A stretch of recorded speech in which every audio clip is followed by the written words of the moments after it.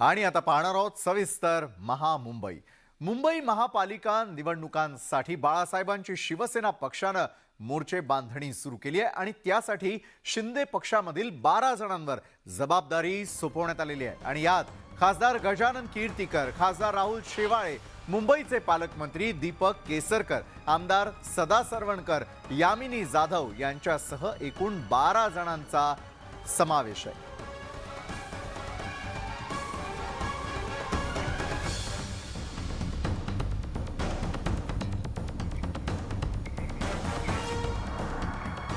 बाळासाहेबांच्या शिवसेनेनं मुंबई महापालिकेसाठी कोणत्या नेत्यांवर जबाबदारी टाकलेली आहे त्यावर एक नजर टाकूयात। तर खासदार गजानन कीर्तीकर, खासदार राहुल शेवाळे, पालकमंत्री दीपक केसरकर, आमदार सदा सरवणकर। शिंदेंच्या पक्षाचं मिशन मुंबई आणि त्यांचे हे शिलेदार आमदार प्रकाश सुर्वे, आमदार यामिनी जाधव, आमदार मंगेश कुडाळकर आणि आमदार दिलीप लांडे। माजी स्थायी समिती अध्यक्ष यशवंत जाधव, शीतल म्हात्रे उपनेत्या आशा मामिडी आणि माजी नगरसेविका कामिनी शेवाळे। शिंदेंच्या पक्षाचं मिशन मुंबई यांनाच पूर्ण करायचं। रिपब्लिकन नेते जोगेंद्र कवाडेंच्या पीपल्स रिपब्लिकन पार्टीनं बाळासाहेबांच्या शिवसेनेशी युती केलेली आहे। महाविकास आघाडीच्या मित्र पक्षांना फोडून शिंदे यांनी महाविकास आघाडीला आणखी एक धक्का दिलेला आहे। दरम्यान दुसरीकडे ठाकरेंचा पक्ष आणि वंचित बहुजन आघाडीची युतीही होणार आहे। मात्र याच वेळी ज्या मित्रपक्षांना आणायचंय ते त्यांनी आणावे। जागा वाटप करताना त्यांनी त्यांचा आणि मित्रांना आपल्या कोट्यातून जागा द्याव्यात असं अजित पवारांनी म्हटलेलं आहे। आणि त्यांच्या या धडकबाज कार्यक्रमाने प्रभावित होऊन आमच्या पीपल्स रिपब्लिकन पक्षाने निर्णय घेतला की जर आघाडी करायचीच असेल तर ते फक्त बाळासाहेब ठाकरे शिवसेनेचे नेते जे आहेत एकनाथजी शिंदे त्यांच्यासोबतच करायची असा आमच्या पक्षाच्या कोर कमिटीने निर्णय घेतला। त्यानुसार पीपल्स रिपब्लिकन पार्टी त्यांचा जो पक्ष आहे त्यांनी बाळासाहेबांच्या शिवसेना पक्षाबरोबर आज युती करण्याचा निर्णय घेतला। मी त्यांचं मनापासून स्वागत करतो, त्याला धन्यवाद देतो। खरं म्हणजे ते मला मागे 1-2-3 वेळा भेटले, जेव्हा सरकार बदललं त्यावेळेपासून त्यांच्या कार्यकर्त्यांनी पदाधिकाऱ्यांनी त्यांची भूमिका आणि भावना कवाडे सरांकडे व्यक्त केली। प्रदेश अध्यक्ष यांनी वेळोवेळी भाष्य केलेलं आहे की बाळासाहेबांच्या शिवसेनेचे खासदार असतील, आमदार असतील, हे सगळे निवडून आणण्यासाठी ते स्वतः मेहनत करणार आणि आम्ही भारतीय जनता पक्षाचे जे आमदार खासदार आहेत त्यांना निवडून आणण्यासाठी आम्ही मेहनत करणार। तुम्हाला एकच सांगतो, मी अतिशयोक्ती सांगत नाही, परंतु लोकसभेमध्ये या महाराष्ट्रामध्ये आमची युती क्लीन स्वीप करेल आणि विधानसभेमध्ये जे मी सभागृहात बोललेलो आहे 200 जागांचं ते आजही मी त्याच्यावर ठाम आहे। मुंबई महापालिकेमध्ये झालेल्या पक्ष कार्यालयाच्या वादाचा फटका इतर पक्षांच्या कार्यालयांना देखील बसला, कारण आता माजी विरोधी पक्षनेते रवी राजा हे बीएमसी मुख्यालयामधील सीलबंद काँग्रेस कार्यालयाबाहेर बसून कामकाज हाताळत आहेत।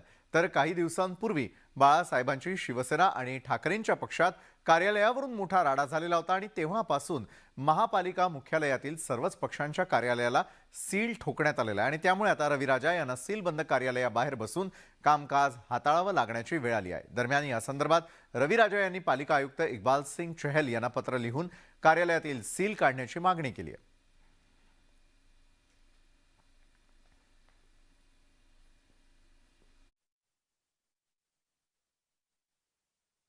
जेव्हा लोक येतात, लोकांचे काम करण्यासाठी हे पक्षाचे कार्यालय महानगरपालिकाने आम्हाला दिलेलं आहे। त्यासाठी आता अचानक आयुक्तने जे निर्णय घेतलेला आहे बंद करण्यासाठी, हे गैर आहे। कुठे ना कुठे असं वाटत आहे की लोकांचं काम आम्ही कसं करणार। महानगरपालिकामध्ये मोठे मोठे पॉलिसी डिसिजन आणि इकडे कमिशनर इकडे बसतात, ॲडिशनल कमिशनर इकडे बसतात, डीएमसी इकडे बसतात, तर त्यासाठी त्याचे काम करण्यासाठी आम्ही आता असा निर्णय घेतलेला आहे ज्यात त्यांनी बंद केलेला आहे ते ताबडतोब उघडायला पाहिजे आणि तोपर्यंत आम्ही इकडे बसून लोकांचे काम करायचे आम्ही काम करणार आहे. दिव्यांगांसाठी स्वतंत्र मंत्रालयाची घोषणा राज्य सरकारनं केल्यानंतर आता दिव्यांग कल्याण विभाग स्थापन करण्यात आलाय. या दिव्यांग कल्याण विभागामध्ये 32 पदं निर्माण करण्याचा निर्णय राज्य सरकारनं घेतलाय आणि याबाबतचा शासन निर्णय राज्य सरकारनं प्रसिद्ध केलाय.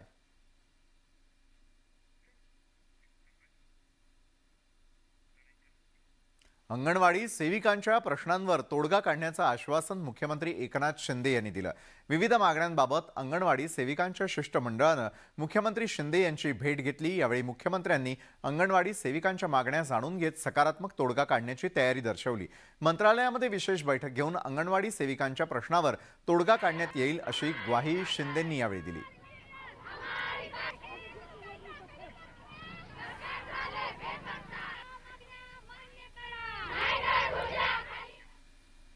उत्तर प्रदेशचे मुख्यमंत्री योगी आदित्यनाथ यांनी महाराष्ट्राचे राज्यपाल भगतसिंग कोश्यारी यांची भेट घेतलेली आहे. मुख्यमंत्री योगी आदित्यनाथ मुंबई दौऱ्यावरती आहेत. दरम्यान यावेळी त्यांनी राजभवनावरती जाऊन योगी आदित्यनाथ यांची भेट घेतली आणि यावेळी मुख्यमंत्री एकनाथ शिंदे, उपमुख्यमंत्री देवेंद्र फडणवीस, उत्तर प्रदेशचे माजी राज्यपाल राम नाईक आणि गोरखपूरचे खासदार रवी किशन देखील उपस्थित होते.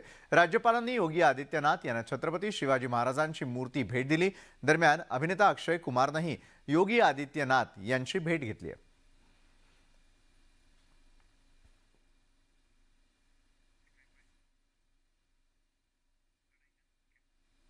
ठाकरेंच्या पक्षाचे खासदार संजय राऊत आणि शिंदेंच्या पक्षाचे मंत्री दीपक केसरकर यांच्यात जुंपली आहे. केसरकरांना जेलमध्ये टाकण्याचा इशारा राऊतांनी दिला, त्याला केसरकरांनी देखील प्रत्युत्तर दिलंय. जेलबारीवरून दोन्ही शिवसेनेत आरोप प्रत्यारोप. 2024ला केसरकरांना जेलमध्ये टाकण्याचा राऊतांचा इशारा. राऊतांच्या तोंडी सुडाची भाषा. 103 दिवस जेलमध्ये जाऊन आलेल्या संजय राऊतांना आता सत्ताधारीही जेलमध्ये जातील असं वाटू लागलंय. राज्यात जेव्हा पुन्हा सत्ता बदल होईल तेव्हा आताचे सत्ताधारी जेलमध्ये जातील असं संजय राऊत वारंवार सांगू लागले. 2024 मध्ये केसरकरही जेलमध्ये जातील असं भाकीत राऊतांनी केलंय. हो, आम्ही जाऊन आमच्या पक्षासाठी, महाराष्ट्रासाठी आम्ही जेलमध्ये जायला तयार आहोत. आम्ही तुमच्यासारखे पळपुटे नाही आहोत, बरं का. आम्ही तुमच्यासारखे लफंगे पण नाही आहोत. जर असते ते म्हणत असतील तर आम्ही तुमच्यासारखे लफंगे नाहीत आणि तुम्ही म्हणजे न्यायालय नाही आहात आणि तुम्ही म्हणजे कायदा नाही आहात. दीपक केसरकर खरोखर असं बोलले असतील तर 2024 साली त्यानेही तुरुंगात जायची तयारी ठेवावी. राऊत जे सारखं बोलतात ते त्यांच्याबाबत होऊ शकतं असा गर्भित इशारा केसरकरांनी दिलाय. शिवाय राऊतांना पत्राचाळ घोटाळ्यात जेलबारी झाल्याचा टोलाही त्यांनी लगावलाय. हे बघा, ते केलेल्या घोटाळ्यामुळे तुरुंगात गेलेले आहेत, त्याच्यामुळे त्याला मोठाचा एकदम भव्य. आता तुम्ही बघा मुंबईमध्ये काय पोस्टर लागलेले आहेत, देशमुख साहेबांचीही लागलेली आहेत. त्यांच्यावर आरोप वेगळे होते आणि त्यांना काय आम्ही तुरुंगात पाठवलेलं नाही आहे. तसेच संजय राऊत सुद्धा आपले पोस्टर लावू शकतात मुंबईवर.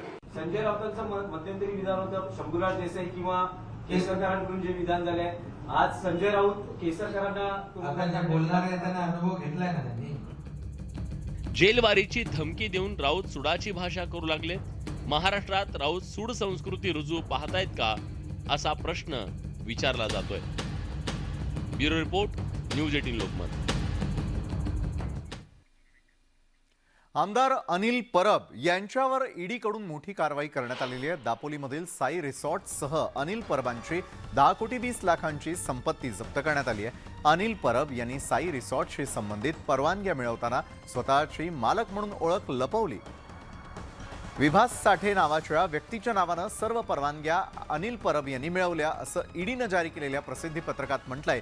ग्रामपंचायत आणि महाराष्ट्र सरकारची फसवणूक करून साई रिसॉर्ट संदर्भामध्ये परवानग्या मिळवल्या गेल्याचं ईडीनं म्हटलंय आणि त्यामुळेच ईडीने मुरुड दापोलीमधली 42 गुंठे जमीन आणि साई रिसॉर्टची मालमत्ता जप्त केल्याचं ईडीकडून सांगण्यात आलं. दरम्यान अनिल परबांचं रिसॉर्ट गेल्या काही दिवसांपासून ईडीच्या रडारवर होतं आणि त्याचा तपासही ईडीकडून करण्यात आलेला होता. तुम्ही रिसॉर्ट विकला हे तुम्ही अग्रीमेंट रजिस्टर्ड केलं. सदानंद कदमनी लिहून दिलं आहे की मी रिसॉर्ट अनिल परब कडून विकत घेतला. ग्रामपंचायतला अनिल परबने लिहून दिलं हा रिसोर्ट आहे, मी बांधलाय, माझा आहे, दरवर्षी प्रॉपर्टी टॅक्स अनिल परब भरत होते. म्हणून तो मी नव्हेत म्हणून अनिल परब जेलमधून झाल्याशिवाय सुटका नाही. किरीट सोमय्या हे काय न्यायाधीश नाहीये आणि किरीट सोमय्याला उत्तर द्यायला मी बांधील नाहीये. मला ज्या अथॉरिटीज प्रश्न मी याच्यापूर्वी देखील सांगितलंय, मला जे अधिकारी प्रश्न विचारतील, जे अथॉरिटीज प्रश्न विचारतील त्यांना उत्तर देणं मी बंधनकारक आहे आणि याची ठरलेली व्यासपीठ आहे, याच्यासाठी कोर्ट आहे. मी कोर्टात जाऊन न्याय मागीन माझ्या बदनामीचा. IPS अधिकारी देवेन भारती यांची मुंबईच्या विशेष पोलीस आयुक्तपदी नियुक्ती झाली आहे. देवेन भारती यांच्यासाठी विशेष पोलीस आयुक्त पदाची निर्मिती केली गेली आहे आणि यापूर्वी मुंबई पोलीस आयुक्त आणि सहपोलीस आयुक्त अशी पदं होती. परंतु खास भारती यांच्यासाठी विशेष पोलीस आयुक्त पदाची निर्मिती केली गेल्यानं चर्चांना उधाण आलंय. दरम्यान देवेंद्र फडणवीस मुख्यमंत्री असताना देवेन भारती पोलीस दलात महत्त्वाच्या पदावरती होते. मात्र महाविकास आघाडी सत्तेत आल्यानंतर देवेन भारती यांची वाहतूक विभागामध्ये सह आयुक्तपदी नियुक्ती करण्यात आलेली होती आणि तेव्हापासून देवेन भारती हे फारसे प्रकाश झोतात नव्हते. मात्र आता देवेन भारती यांच्यावर मुंबईच्या विशेष पोलीस आयुक्तपदी नियुक्ती करण्यात आल्यानं भारती यांच्यावर मोठी जबाबदारी सोपवण्यात आलेली आहे.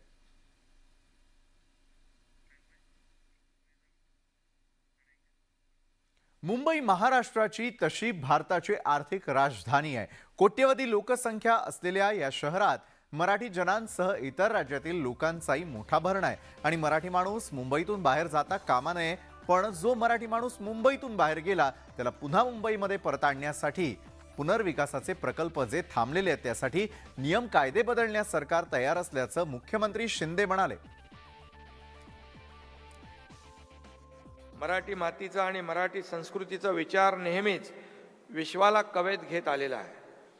मगाशी देवेंद्रजींनी देखील उल्लेख केला की संत श्रेष्ठ श्री ज्ञानेश्वर महाराजांनी माऊलींनी पसायदान मागताना आता विश्वात्मके देवे म्हटलं आणि त्यांनीच विश्वाचे आर्त माझ्या मनी प्रकाशले असे सांगत विश्वाचं प्रतिनिधित्व केलं.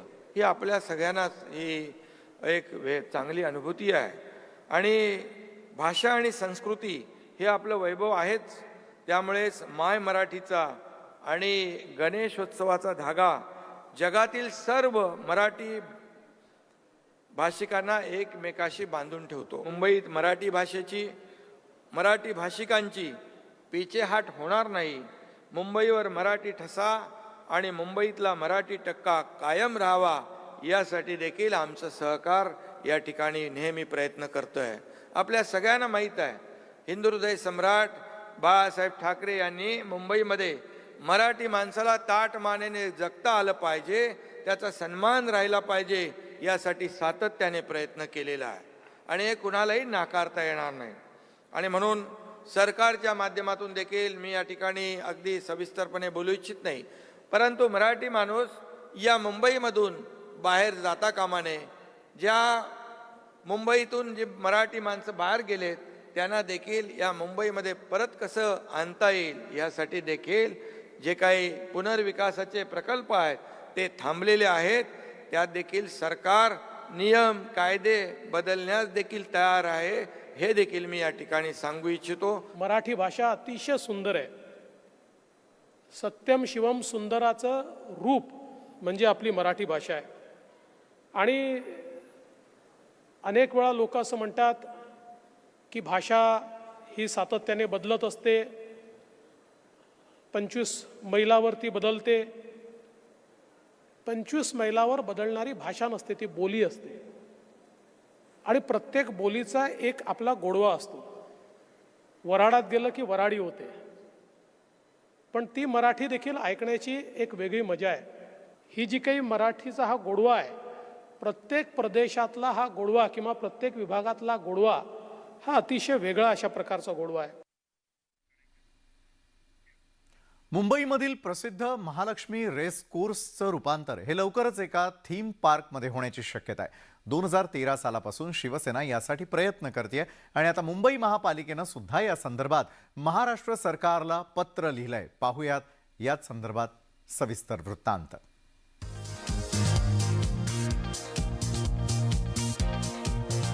525 एकरावर पसरलेलं हे मुंबईतलं महालक्ष्मी रेसकोर्स.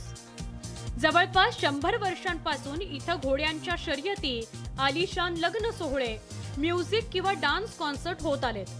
पण आता इथं थीम पार्क उभारण्याचा प्रस्ताव मांडण्यात आलाय. मुंबई महापालिकेनं महालक्ष्मी रेसकोर्सची जमीन रॉयल वेस्टर्न इंडिया टर्फ क्लबला 99 वर्षासाठी भाडेतत्वावर दिली होती. 1914 साली झालेला हा करार 2013 साली संपला आणि त्यानंतर या जागेवर एक थीम पार्क उभं राहावं अशी शिवसेनेकडून वारंवार मागणी झाली. त्यानंतर बृहन्मुंबई महापालिकेनं आता या जागेची मालकी मिळवण्यासाठी आणि इथं एक थीम पार्क उभारण्यासाठी महाराष्ट्र सरकारला पत्र लिहिलंय. स्थानिक नेते आणि नागरिकांची इतकीच मागणी आहे की इथं थीम पार्क झालं किंवा मग रेसकोर्स असलं, ही जागा सर्वसामान्यांसाठी कायम खुली असावी. महालक्ष्मी रेसकोर्सवर थीम पार्क बनलं तर लहान मुलांकरता तिथं वेगवेगळे खेळ, राईड्स, वॉटर स्पोर्ट्स असतील. तरुणांकरता, वयोवृद्धांकरता मनोरंजनाची साधनं असतील. रेसकोर्स मुंबईच्या प्राईम लोकेशनला असल्यानं मुंबईकरांसोबतच बाहेरून येणाऱ्या पर्यटकांचाही चांगला प्रतिसाद मिळण्याची शक्यता वर्तवली जाते. एकंदरीत हा प्रकल्पच खोलंबलेला आहे. ज्या पद्धतीने मुंबईमध्ये वेगवेगळे जे प्रकल्प असतात किंवा काही ज्या योजना असतात, कुठलेही नियोजन न करता आपण जेव्हा असे निर्णय घेतो आणि त्या भविष्यामध्ये त्याच्यावरती काही पाठपुरावा महापालिकेतर्फे न केल्यामुळे आज ती स्थिती फार गंभीर बनलेली आहे. आमची एवढीच मागणी आहे, एकंदरीत महापालिकेने कधी थर्म डिसिजन घेऊन त्याचा सोक्ष मोक्ष लावा. प्राइवेट पार्टी पॉलिटिशियन पब्लिक को अंदर आने देता ही नहीं पहले तो, और वो पब्लिक जो बीएमसी का ग्राउंड है वो कोई प्राइवेट पार्टी कब्जा किया है. ये महालक्ष्मी रेस कोर्स का जो वो लोग लेसी है लैंड का, लेकिन फिर भी पब्लिक को I think 90% 95% of the days allowed है. रॉयल वेस्टर्न इंडिया टर्फ क्लबशी करार संपून 10 वर्ष झाली तरी रेसकोर्सची जागा अजून मुंबई महापालिकेच्या ताब्यात आलेली नाही. त्यामुळे थीम पार्क नक्की उभारलं जाणार की नाही अशी ही काहींच्या मनात शंका आहे. आता राज्य सरकार या प्रकरणात काय भूमिका घेतं हे पाहायचं. व्हिडिओ जर्नलिस्ट उमेश कोविलकर सह रुचा कानोलकर, न्यूज 18 लोकमत, मुंबई. फाइंडिंग निमो लहानग्यांचा आवडता चित्रपट, आवडतं खेळणं आणि लाडकं कॅरेक्टर. बरं, आजपर्यंत सगळ्यांनी याला कार्टून फिल्म्समध्येच पाहिलंय, पण आता मुंबईच्या मरीन बायोडायव्हर्सिटी सेंटरमध्ये प्रत्यक्षात फाइंडिंग निमोला पाहता येणार आहे. या माशाचं खरं नाव काय आहे, मासा कसा जन्माला येतो आणि त्याची वाढ कशी होते, पाहूयात आमच्या या स्पेशल रिपोर्टमधून. 2003 साली प्रदर्शित झालेला हा हॉलिवूडचा ॲनिमेटेड सिनेमा फाइंडिंग निमो 20 वर्षांनंतरही तो अनेकांना भुरळ घालतोय. या सिनेमातला नारंगी आणि पांढरे पट्टे असणारा मासा मात्र सगळ्यांच्याच परिचयाचा. आता तो मुंबईत प्रत्यक्ष पाहता येणार आहे.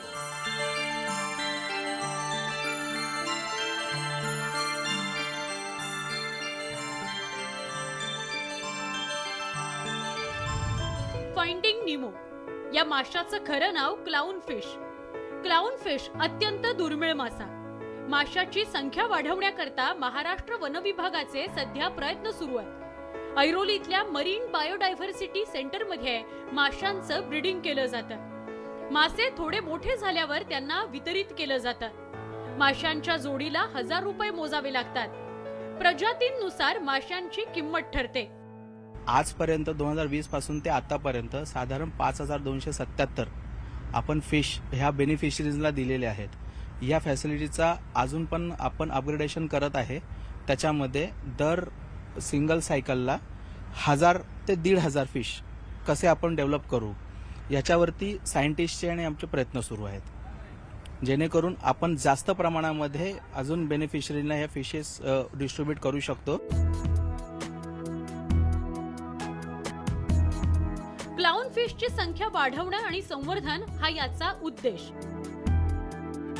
आतापर्यंत हे मासे लॅबमधून उपलब्ध करून दिले जात आहेत. महाराष्ट्रभरात 13 ठिकाणी क्लाउन फिशचा सांभाळ करण्याचं प्रशिक्षण दिलं जातं. पण त्यांच्या प्रजननावर होणारा परिणाम टाळण्यासाठी ते आतापर्यंत कुणाला पाहता येत नव्हते. पण येत्या महिन्याभरात एक डिस्प्ले युनिट सगळ्यांकरता खुलं होणार आहे. आपला मुख्य उद्देश हा आहे की कृत्रिम प्रकारे त्याचा प्रजनन करून किंवा बंदिस्त अवस्थेत त्यांचं प्रजनन करून त्याच्यापासून त्यांची पिल्लं तयार करायची आणि ती पिल्लं तयार करून जे आपले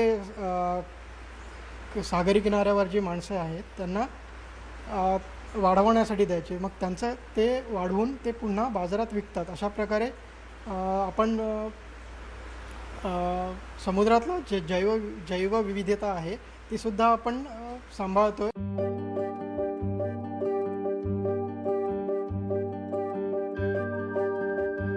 क्लाउन फिशचा रंग जरी नारंगी आणि पांढरा असला तरी माशाची अंडी मात्र वेगळ्या रंगाची असतात. फाइंडिंग निमोच्या अंड्यांचा रंग बदलत जातो. अंडी कधी पिवळी, कधी जांभळी तर कधी काळ्या रंगाची दिसतात. माशांच्या अनेक प्रजाती आणि त्या प्रत्येकाच्या त्वचेवरील रंगाचे पट्टे वेगळे असतात. शरीरावरील पट्टे गडद होण्याकरता एका विशिष्ट ट्यूबलाइटच्या प्रकाशाचा वापर केला जातो.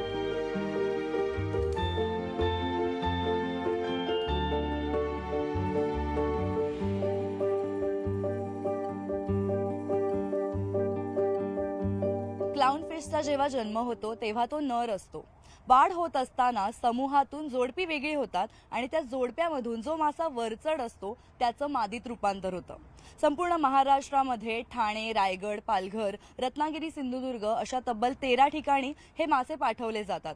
देशभरामध्ये क्लाउन फिशच्या 15 प्रजाती आहेत, ज्यापैकी 10 प्रजातींचं ब्रीडिंग करणारं हे राज्यभरातील एकमेव केंद्र आहे. ब्रीडिंग सेंटरकडून माशांचं वितरण केलं जातं. 2020 साली 168 क्लाउन फिश वितरित झाले. 2021 साली 1609 मासे तर 2022 साली 3400 माशांचं वितरण करण्यात आलं. म्हणजे एकूण 5177 मासे आतापर्यंत ब्रीडिंग सेंटरकडून वितरित करण्यात आलेत. ICR अंतर्गत national bureau of fish genetics research centre आणि मॅनग्रूव्ह फाउंडेशननं एकत्र येऊन काही वर्षांपूर्वी हे ब्रीडिंग सेंटर सुरू केलं.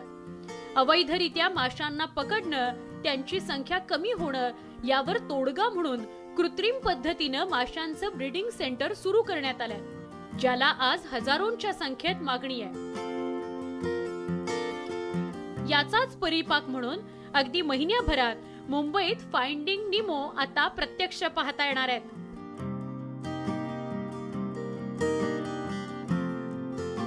व्हिडिओ जर्नलिस्ट अरुण पेडणेकर आणि उमेश गोविलकर सह रुचा कानोलकर, न्यूज 18 लोकमत, मुंबई. तर मुंबई आणि उपनगरातील इतरही महत्त्वाच्या घडामोडी आपण पाहणार आहोत एका छोट्याशा ब्रेक नंतर.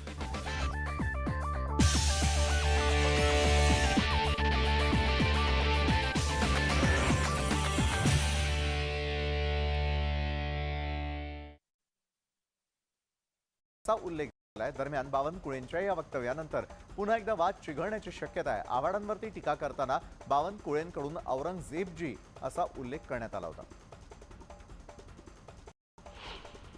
भाजप प्रदेशाध्यक्ष चंद्रशेखर बावनकुळे यांनी पवार कुटुंबावरती टीकास्त्र सोडलं. कधी शरद पवारांनी इतिहास वेगळा मांडला तर कधी अजित पवारांनी वेगवेगळी भाष्य केली आहेत असं म्हणत बावनकुळेंनी पवार कुटुंबाला टोला लगावला.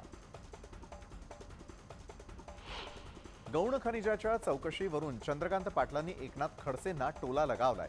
जमीन घोटाळा हा 4 कोटींचा की 400 कोटींचा आहे हे आपल्या निदर्शनास येईल असा टोला त्यांनी लगावलाय. राष्ट्रवादीचे प्रवक्ते अंकुश काकडे यांनी नितेश राणेंवर आक्षेपार्ह शब्दात टीका केली. नितेश राणेंना टीका करण्याशिवाय काम नाही आणि त्यांच्या विधानांना फारसं महत्त्व देत नसल्याचंही ते म्हणाले. शरद पवारांवर टीका करण्याआधी आपल्या वडिलांचे सिंधुदुर्गात काय काय उद्योग होते ते पाहावं असा टोला त्यांनी लगावला.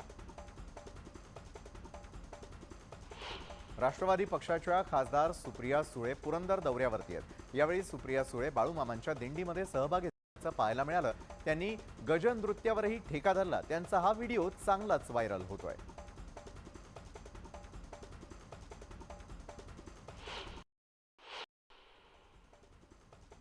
राजकारणात लोकांच्या सेवेसाठी आलेली आहे, मात्र सध्या टीव्ही बघितल्यावर आणि वर्तमानपत्र वाचल्यावर खंत वाटत असल्याचं सुप्रिया सुळेंनी म्हटलं. महिलांचा वापर राजकारणासाठी केला जात असल्याचंही त्या म्हणाल्या. औरंगाबादचं छत्रपती संभाजीनगर आणि उस्मानाबादचे धाराशिव नामांतर लवकरच असल्याचं केंद्रीय गृह राज्यमंत्री अजय मिश्रांनी म्हटलेलं आहे. राज्य सरकारनं पाठवलेल्या प्रस्तावावरती केंद्र सरकार संवेदनशील असल्याचं त्यांनी म्हटलं. उद्धव ठाकरे आणि सामनाचे कार्यकारी संपादक संजय राऊत यांवर खासदार राहुल शेवाळ यांनी अब्रू नुकसानीचा दावा दाखल केलाय.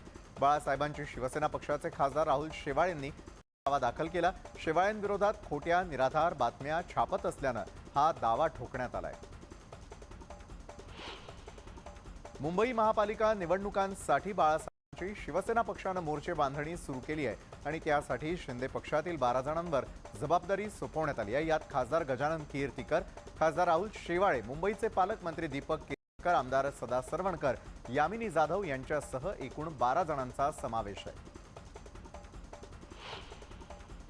अंगणवाडी सेविकांच्या विविध मागण्यांबाबत अंगणवाडी सेविकांच्या शिष्टमंडळानं मुख्यमंत्री एकनाथ शिंदेंची भेट घेतली आहे आणि यावेळी सेविकांच्या मागण्या जाणून घेऊन त्यावर तोडगा काढण्यात येईल असं मुख्यमंत्री शिंदेंनी म्हटलं. IPS अधिकारी देवेंद्र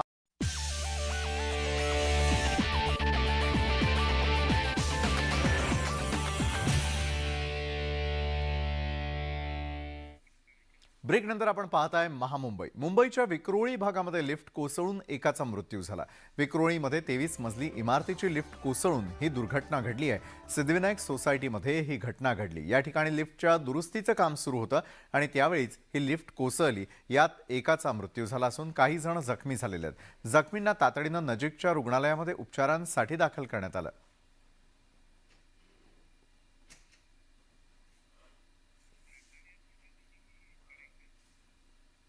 जलवाहतुकीचा पर्याय म्हणून सिडकोनं 111 कोटी रुपये खर्च करून नवी मुंबईतील नेरूळमध्ये जेट्टीची निर्मिती केली. मात्र 1.5 वर्षांनंतरही या जेट्टीवरून एकही प्रवासी बोट मार्गस्थ झालेली नाही आणि त्यामुळे जेट्टी बांधून काय उपयोग झाला असा सवाल उपस्थित करण्यात येतोय. या जेट्टीची दुरुस्ती आणि देखभाल करण्याचं काम महाराष्ट्र मेरीटाईम बोर्डाला देण्याचं ठरलं. यासंबंधी 2 बैठकाही झाल्या. मात्र सिडको किंवा महाराष्ट्र मेरीटाईम बोर्डानं याकडे लक्ष दिलं नसल्याचा आरोप होतोय. परिणामी 111 कोटींचा प्रकल्प धूळ खात पडलाय. 2023च्या सुरुवातीला या जेट्टीवरून प्रवासी बोट रवाना होईल अशी अपेक्षा होती. हा मुहूर्तही लांबणीवर गेलाय.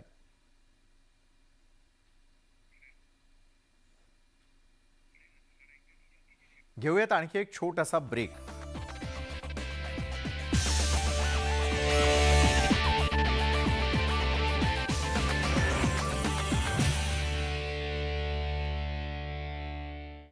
तर तो त्यांचा विचार आहे. मात्र प्रकाश आंबेडकर आमच्या सोबत असते तर आम्हाला आनंद झाला असता असं मत एमआयएमचे अध्यक्ष असदुद्दीन ओवैसी यांनी व्यक्त केलेलं आहे. दिल्लीमधील सत्ता उलथवण्यासाठी शिवशक्ती आणि भीमशक्तीनं एकत्र येणं गरजेचं आहे असं वक्तव्य खासदार संजय राऊत यांनी केलं. प्रकाश आंबेडकरांसोबत युती झाल्यास परिवर्तन दिसेल असंही संजय राऊत म्हणाले. भाजपचे मंत्री आमदार राज्यपाल बेताल वक्तव्य करतात आणि त्यांच्यावरती कारवाई झालेली नाही आणि त्यामुळे भाजपला माझा राजीनामा मागण्याचा अधिकार नसल्याचं अजित पवार यांनी म्हटलंय. महापुरुषांबाबत कोणतंही बेताल वक्तव्य केलं नसल्याचंही त्यांनी स्पष्ट करतानाच माझ्या विरोधात आंदोलनासाठी दबाव टाकल्याचा आरोप त्यांनी केलाय. एकनाथ शिंदेंनी शरद पवार आणि अजित पवारांवर घणाघाती टीका केली आहे. संभाजी महाराज धर्मवीरच आहेत असं एकनाथ शिंदे म्हणाले. अजित पवारांचं वक्तव्य अपमानजनक असून अजित पवारांनी माफी मागायला हवी असंही शिंदे म्हणाले. मुंबई बाहेर गेलेल्या मराठी माणसांना परत आणण्यासाठी पुनर्विकासाच्या थांबलेल्या प्रकल्पात आणि कायद्यात बदल करू असं आश्वासन मुख्यमंत्री एकनाथ शिंदे यांनी दिलं. तर मुंबईमध्ये 3 दिवस विश्व मराठी संमेलनाचं आयोजन करण्यात आलेलं आहे. त्यात ते बोलत होते. शिवसेना नेते अनिल परबांची संपत्ती ईडीनं जप्त केलेली आहे. अनिल परबांची 10 कोटी 20 लाखांची संपत्ती जप्त करण्यात आलेली आहे. साई रिसॉर्ट संबंधित ईडीनं ही कारवाई केली आहे. महाराष्ट्रामधील माणूस कधी भीक मागत नाही, मोठ्या हिमतीनं कष्ट करून संकटावर मात करतो असा टोला राष्ट्रवादी काँग्रेसचे अध्यक्ष शरद पवारांनी चंद्रकांत पाटलांना लगावलाय. विधानसभा लोकसभेत महिलांना 50% आरक्षण मिळालं पाहिजे अशी मागणी देखील त्यांनी केली आहे. देवेंद्र फडणवीस गृहमंत्री असताना गुंडगिरीवरती वचक निर्माण झालेला होता. मात्र त्यानंतर आलेल्या सरकारच्या काळात गुन्हेगारी वाढली. आता पुन्हा देवेंद्र फडणवीस गृहमंत्री झाले, त्यामुळे पुण्यासह राज्यातील गुन्हेगारी विरोधात कठोर पावलं उचलली जात असल्याचा दावा पुण्याचे पालकमंत्री चंद्रकांत पाटील यांनी केलाय. मुंबईमध्ये विश्व मराठी साहित्य संमेलन सुरू आहे. भाजप विरोधी पक्षात असताना मराठी भाषेला अभिजात भाषेचा दर्जा द्यावा अशी मागणी करत होते. मात्र आता केंद्रात आणि राज्यात सरकार असून सुद्धा मराठी भाषेला अभिजात भाषेचा दर्जा भाजप का देत नाही, असा सवाल काँग्रेसचे प्रदेशाध्यक्ष नाना पटोले यांनी केलाय. आम्ही सरकारमध्ये असताना एसटीच्या विलिनीकरणाला आमचा पाठिंबा होता, असं नाना पटोले म्हणाले. अनेक महामंडळांचं विलिनीकरण आम्ही केलेलं होतं आणि त्यामुळे आता शिंदे फडणवीस सरकार.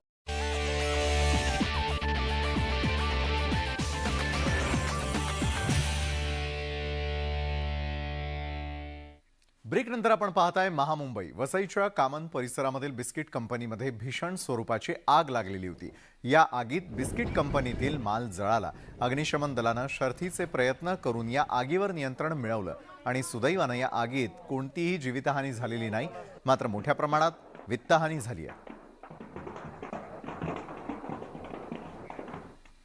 तर या होत्या संपूर्ण दिवसभरात घडलेल्या मुंबई आणि उपनगरातील आतापर्यंतच्या अतिशय महत्त्वाच्या घडामोडी, ज्यांचा आढावा आपण महामुंबईच्या माध्यमातून घेतला. तर आजच्या महामुंबईमध्ये वेळ झाली तुम्हा सगळ्यांचा निरोप घेण्याची. ताज्या घडामोडींसाठी पाहायला विसरू नका न्यूज 18 लोकमत.